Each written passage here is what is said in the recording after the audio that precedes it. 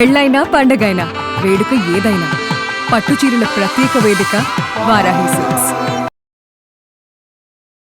నమస్తే, welcome to Suman TV. నేను పద్మిని. ప్రస్తుతంతో పాటు ప్రముఖ ఆధ్యాత్మికవేత్త, వాస్తు జ్యోతిష పండితులు, లలిత ఉపాసకులు, వాస్తు జ్యోతిష శిక్షణ నిపుణులు బ్రహ్మశ్రీ నానాజీ పట్నాయక్ గారు మనతో పాటు ఉన్నారు. మాట్లాడదాం. సార్ నమస్తే. సార్ శ్రీమాత్రే నమః.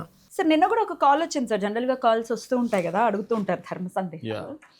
సో అది మీ ద్వారా నివృత్తి చేసుకోవాలి అనుకునేది భావన. బట్ మా అత్తగారు చనిపోయారండి, మరి మేము పూజలు అవి చేసుకోవచ్చా, లేదా రెమెడీస్ ఇప్పుడు ఏదైనా గ్రహస్థితికి రీత్యా ఏదైనా రెమెడీస్ చెప్పినప్పుడు దానం కానీ ఇటువంటివి చేయొచ్చా? మరి దత్తాత్రేయ స్వామి గురించి ఆవిడ అడిగారనమాట. స్మరణ చేసుకోవచ్చా అని అడిగారు. నాకు ఆశ్చర్యం అనిపించింది. దత్తాత్రేయ స్వామి పూజ చేయొచ్చా, స్మరణ చేయొచ్చా, ఇటువంటివన్నీ ఏం చెప్తుంది సార్ శాస్త్రం?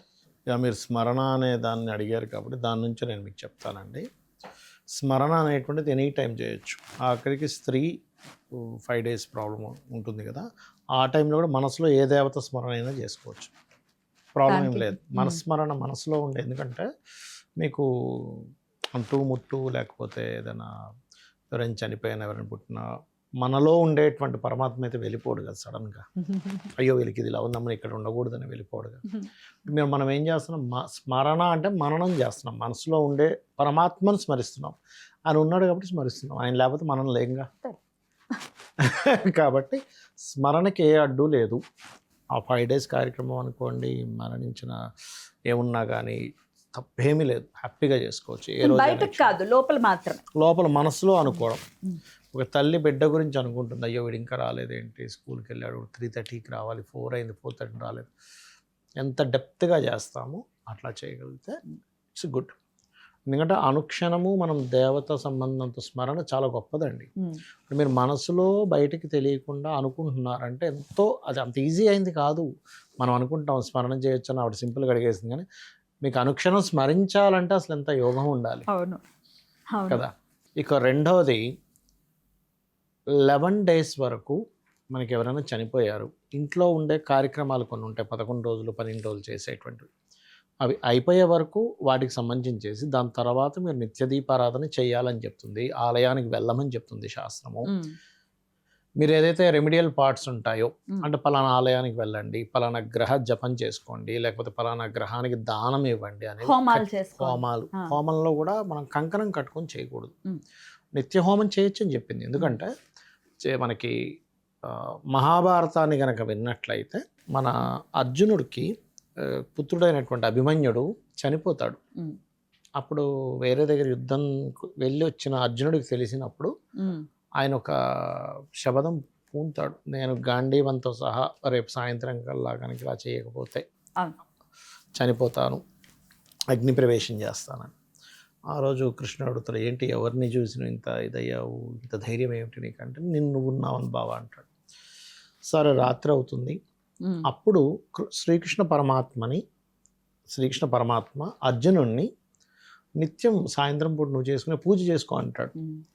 మరి ఇంట్లో అప్పుడు పూజ చేశాడుగా, శివాభిషేకం చేశాడు, శివుడు నువ్వే నా శివుడు అని చెప్పి ఆయనకి అభిషేకం చేశాడు కృష్ణుడికి.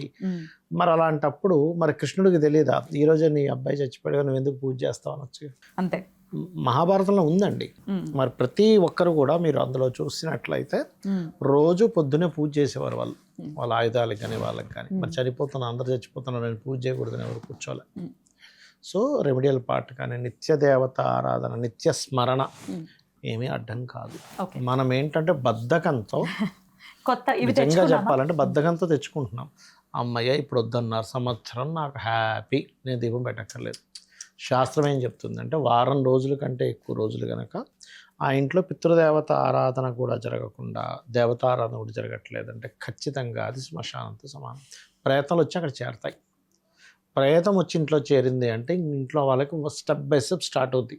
పడదు, ఒకరికి పడదు, ధనానికి ఇబ్బంది వస్తుంది, అనారోగ్య పాలవుతూ ఉంటాం, ఒకరి మీద ఒకరికి అనుమానాలు, ఒకరి మీద ఒకరికి గాసిప్స్ చెప్పుకోవడం, ఒకరి గురించి ఇంకొకరు అసలు పాజిటివ్గా ఆలోచించరు. ఎందుకంటే అది ప్రయత్నము ఆ రకంగా వారికి ఆ యొక్క ఆలోచన విధానాన్ని వాళ్ళు శారీరకంగా మానసికంగా పాడవుతూ ఉంటారు వీళ్ళు.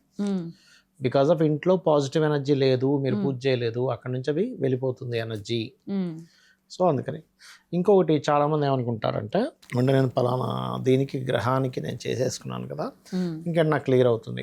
నిజంగానే మనం చేసినటువంటి దోషాల వల్ల పూర్వజన్మల్లో మనం ఏదో కర్మ చేసాం, ఆ కర్మ వల్ల మనకు ఒక శరీరం వచ్చింది, మనం ఒక కర్మను అనుభవిస్తున్నాం, అది గుడ్ ఆర్ బ్యాడ్. ఇప్పుడు మనం ఏదో బ్యాడ్ కర్మ చేసాము, దానికి పరిహారం చేసేసుకుంటే పోతుందా అనే సందేహం కూడా కొంతమందికి వస్తుంది. దీనికి ఉమామహేశ్వర సంవాదం అని ఒకటి ఉంటుంది, మహాభారతంలో అంతర్గతంగా ఉంటుంది. అందులో పార్వతీదేవి ఇలాగే అమాయకంగా అడుగుతుంది, ఆవిడ తెలియని మన కోసం అడుగుతుంది ఆవిడ, ఏమండి మరి ఇలా ఇలా ఉంటుంది కదా, మరి పరిహారం చేసుకుంటే పోతుందా అంటే పరమేశ్వరుడు చాలా స్పష్టంగా ఆన్సర్ చెప్తాడు దానికి. తెలియకుండా చేసినటువంటి దోషానికి పరిహారం పనిచేస్తుంది, కానీ నువ్వు తెలిసి కావాలని చేసిన దానికి పనిచేయదు. నువ్వు ఆల్రెడీ తెలిసి చేసావు, అన్నీ తెలిసి చేసావు, అన్ని తెలుసు. రావణాసురుడికి తీసుకొచ్చి కూర్చోబెట్టుకున్నాడు అమ్మవారిని, ఏమైంది? సర్వనాశనం అయ్యాడు.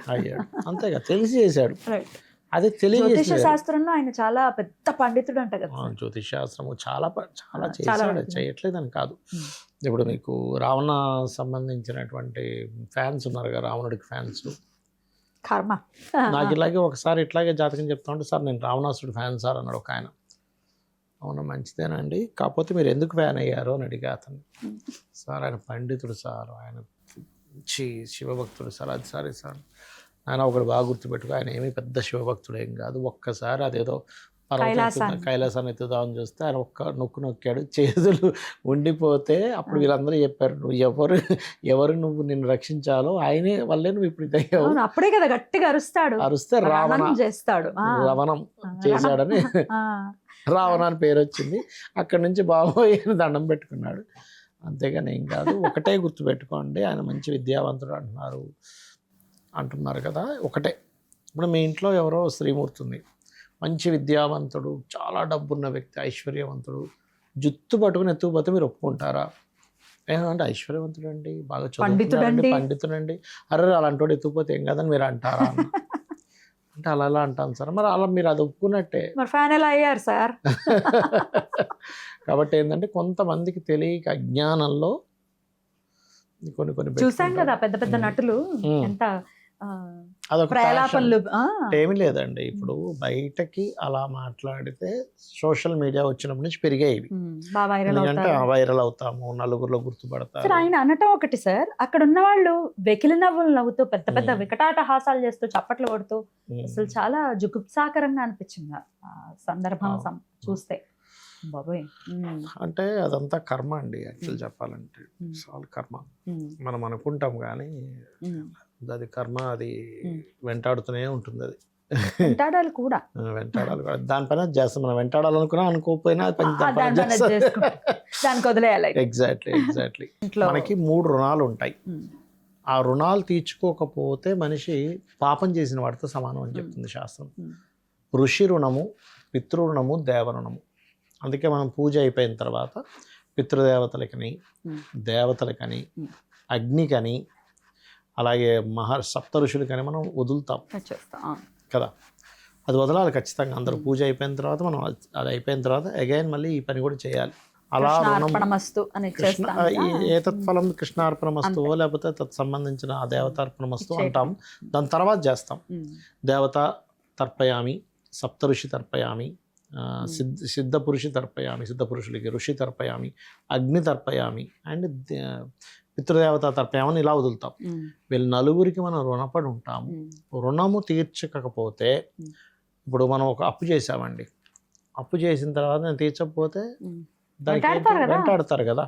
అట్లాగే దేవతలు, ఋషులు, దివ్య మనుషులు, పితృదేవతలకు మనం రుణపడి ఉంటాము, అగ్నికి రుణపడి ఉంటాము. ఎందుకంటే మనలో వేడి ఉన్నంతసేపే మనం ఆ వేడిని ఏముండదు, అయిపోయింది, చల్లబడిపోతాడు కదా.